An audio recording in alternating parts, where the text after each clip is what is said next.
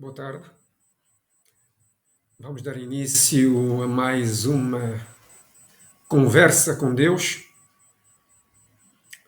e para isso vamos pedir ao Espírito Santo que nos abençoe e nos guie naquilo que vamos ter que dizer e vamos pedir também a presença de Deus.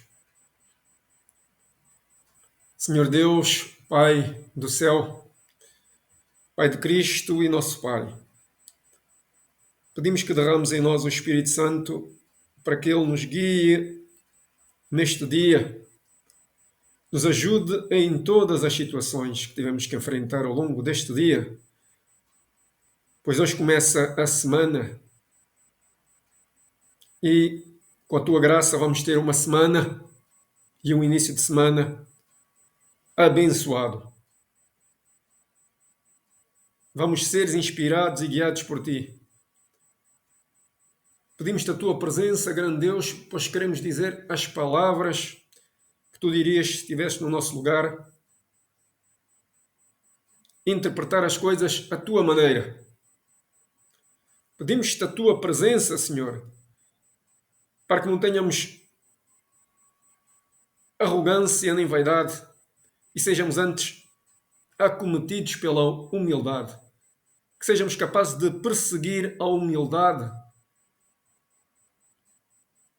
em todas as situações. Tu és o nosso Deus e nós queremos em ti.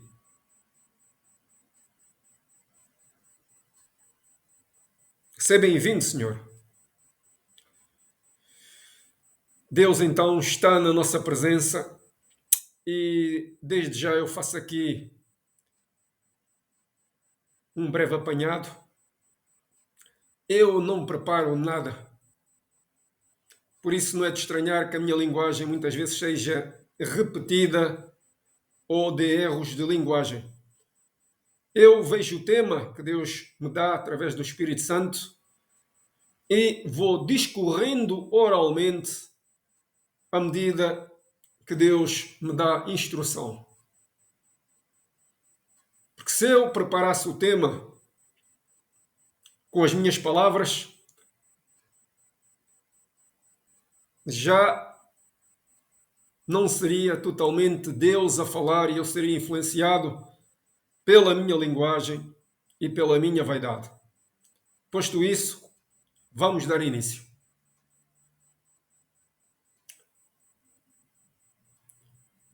Eu ontem tive um sonho estranho e hoje continuou. No meu sonho eu vi a orla costeira de um país que penso que é Portugal e ouvi as seguintes palavras: Asking Sky News. Assim, ontem, assim que acordei, liguei logo a Sky News para ver o que é que o Espírito Santo me queria dizer. E então ouvi a expressão Fire in Portugal. Fogo em Portugal. As florestas estavam a arder, havia muitos incêndios e nesse mesmo programa, que era um programa que falava sobre o ambiente, havia uma descrição precisa em UK, em UK sobre a percentagem de energia que vinha de cada fonte. Fontes carbónicas, fontes eólicas e outra proveniência. Havia, além disso, a quantidade de dióxido de carbono que era produzida e o seu impacto a nível de aquecimento global do planeta.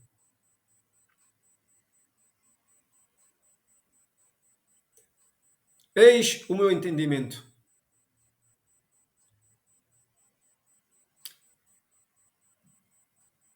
Como Jesus Cristo está a vir ao mundo, e glória a Deus por esse fato,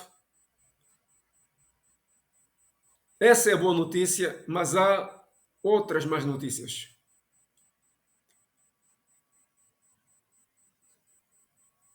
Tudo vai piorar. Vai haver escassez de alimentos. É provável que venha uma praga. As alterações climáticas vão se intensificar. E é provável que venha mais doenças. Dito de outra forma,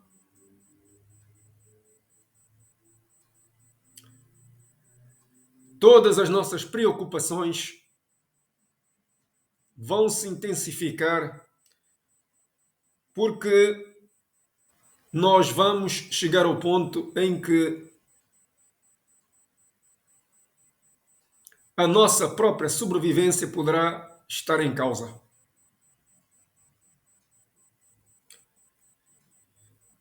Analisando Portugal, a ideia da costa, que eu penso que é Portugal, é simples.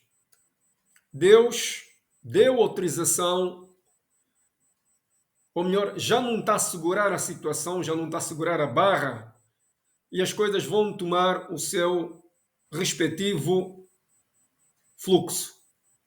Vão retomar o que devem tomar. Quem tiver que morrer, morrerá. Quem tiver que adoecer, adoecerá. Se o fogo tiver que vir, virá. Se a chuva tiver que cair, cairá. Deus, neste momento, já não parará a situação. Porque Portugal, se bem se lembram, Portugal tem uma prática agrícola intensiva e, como por exemplo as estufas, mandam os dejetos e os resíduos para os mares. Poluem os mares e matam os peixes e os seres vivos que lá vivam. Porquê Portugal? Portugal, há pouco tempo, cometeu um ato agressivo em termos divinos, digamos assim. Deus valoriza toda a sua criação e não quer dor. Houve um cercado, os animais estavam lá todos nesse cercado e um grupo de cidadãos espanhóis veio para Portugal e matou esses animais sem dó nem piedade, numa prática desportiva onde os animais não podiam sequer fugir nem se defender. Isso não é de Deus. Porque reparem, já que nós utilizamos os animais para melhorar a nossa vida, nós comemos os animais, comemos os vegetais e devíamos ter gratidão por esse sacrifício dos animais. Mas nós não. Ainda utilizamos eles em espetáculos desportivos, em práticas desportivas, em práticas culturais ou religiosas. E isso não é de Deus. Volto a dizer, isso não é de Deus. E porquê Portugal uma vez mais? Porque em Portugal há muita dor. 3 a 5 pessoas se suicidam por semana. As pessoas não têm perspectivas, não têm sonhos. O governo nada fez a nível da política para reduzir o preço das casas. Pelo contrário, com esta lógica do turismo a todo o custo, as casas estão a aumentar de preços e os portugueses estão a ser expulsos das suas casas como passarinhos dos seus ninhos e as gaivotas das suas tocas. Há muita injustiça, essa injustiça chegou lá em cima. o sangue derramado dos animais chegou lá acima. E é claro, Deus, neste momento, está a fazer a distinção entre aqueles que são queridos aos seus olhos e fazem a sua vontade e aceitam as instruções do Espírito Santo e aqueles que não fazem caso. Outra situação, porque é Portugal. Portugal é um país extremamente corrupto. A corrupção vê-se a nível das instituições da própria segurança social, que persegue os fracos, os pobres e perdoa os poderosos. Tem medo dos poderosos. Vendeu o seu património ao desbarato ainda há pouco tempo a um fundo de investimento, sabe-se lá que negócios estiveram por trás. Há bancos que não sabem muito bem a sua função, como o Banco do Fomento. A corrupção na justiça é um fato, não há justiça. Os ricos e aqueles que têm capacidade de influência política e económica não vão para a cadeia. Vejam o caso do Sócrates. O Sócrates apresentou 200 recursos para não ir para a cadeia e para empatar o processo. E graças a isso, com autorização do próprio governo, houve a mudança do juiz e o juiz perdoou cerca de 150 crimes ao Sócrates. No grande livro está escrito: não ouvirei mais as vossas orações, nem que se ponham de joelhos. Estou farto das vossas festas de lua cheia, de lua nova, dos sacrifícios dos vossos animais, de todas as vossas práticas religiosas. Tudo isso já me aborrece. E em Isaías ainda se pode ver os príncipes e os reis compactuam com os poderosos e com os ladrões, a lei aceita subornos ou é corrompida e os juízes têm medo de tomar decisões corretas porque essas decisões não acrescentarão nada em termos de benefícios e vantagens políticas ou económicas. Dito de outra forma, mais ou menos por estas palavras, é o que lá está escrito: Deus está zangado. Eu estou a falar aqui por influência do Espírito Santo. Se antigamente Deus chamou atenção aos homens e apelou-os para que tivessem um comportamento correto, um comportamento humano, um comportamento de proteção da viúva, do oprimido, dos mais desfavorecidos, daqueles que precisam de proteção. Deus queria que nós fôssemos protetores uns dos outros, que fizéssemos o que era correto, que minorássemos o sofrimento, que praticássemos a bondade. Daí a expressão: amai-vos uns aos outros como quereis ser amados.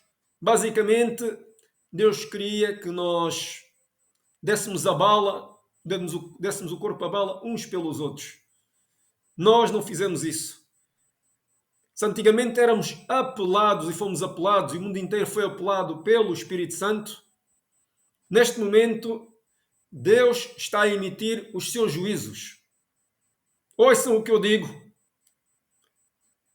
O próprio Covid, as alterações climáticas, é a forma como Deus está a gritar ao mundo que isto não pode ser assim. Que Deus está a retirar a sua proteção e está a deixar com que as coisas sejam entregues totalmente aos homens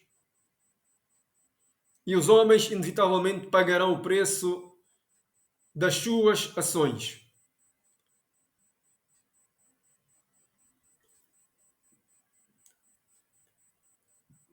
Seja feita a vontade de Deus. A vontade de Deus é justa e perfeita. Se nós cometemos o erro de pensarmos que este planeta era nosso,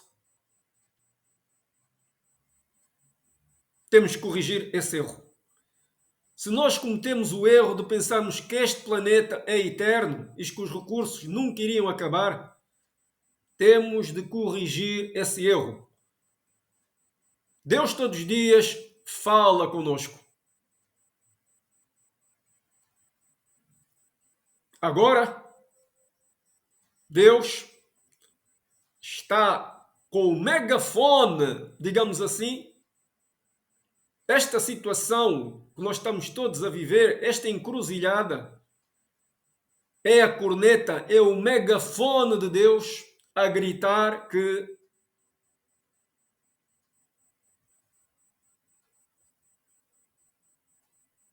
eu estou a emitir os meus juízos.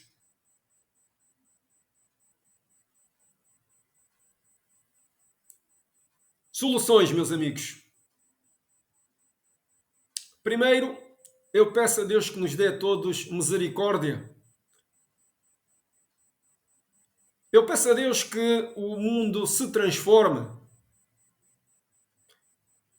Eu peço a Deus que a sua vontade seja cumprida e eu não quero parar a vontade dele.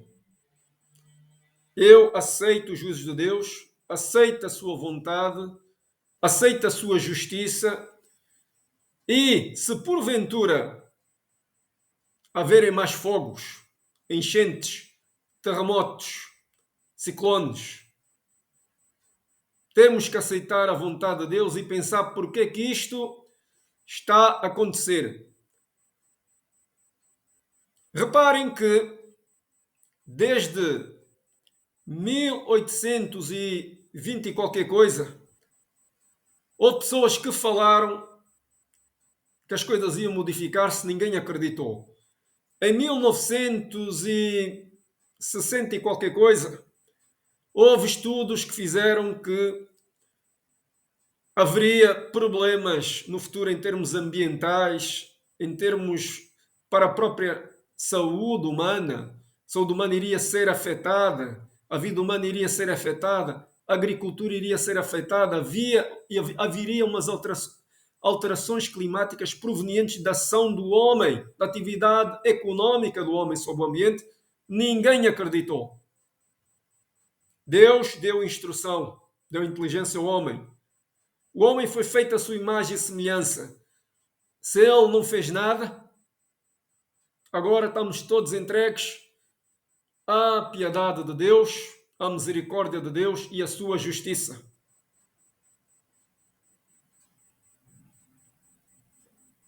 Deus está a vir ao mundo, mas o mundo tem que se transformar. Se o homem não o conseguir fazer, essa transformação ocorrerá contra a vontade do homem e a vida do homem poderá vir a estar em causa. Já imaginaram se nós criarmos mundialmente, que agora já existe mais de 1,2 milhões de pessoas a passar fome, mas imaginem se esse número aumentar. Imaginem se nós formos dominados por um clima de escassez mundial. Qual será o nosso comportamento? Iremos nos empurrar uns aos outros? Iremos matar-nos uns aos outros? Iremos trair uns aos outros? Recusar a nossa humanidade? Ou iremos agir como santos? Com cordialidade, com gentileza, com preocupação pela dor do outro? Está nas nossas mãos. Mas a natureza foi acordada por Deus da sua longa hibernação. Como os ursos hibernam, a natureza estava a dormir e recebeu ordem com os vários anjos que agora estão a libertar os selos de acordar quando a criação estivesse em risco. Lembram-se o que aconteceu quando a criação esteve em risco? Eu digo-vos, no passado, Deus mandou um dilúvio para aniquilar a espécie humana, mas primeiro salvou macho e fêmea. Repito, já disse isto anteriormente, salvou macho e fêmea de cada espécie e pô-la na arca para garantir a sobrevivência da sua criação. Aleluia a Deus e o seu santo nome. Glória a Deus nas alturas. Está tudo a ser feito de acordo com a sua vontade. Queiramos, pois, aceitar a vontade de Deus. Mesmo que venha o fogo que queime as nossas casas, as nossas florestas. Se é a vontade de Deus, temos que aceitar. Mas o que é que Deus estará nos a dizer com isso? Eu digo-vos de caras e repito, Deus está a emitir os seus juízos. Já falo muito através do Espírito Santo. Neste momento, que o tempo da colheita se aproxima, Deus está a emitir os seus juízos.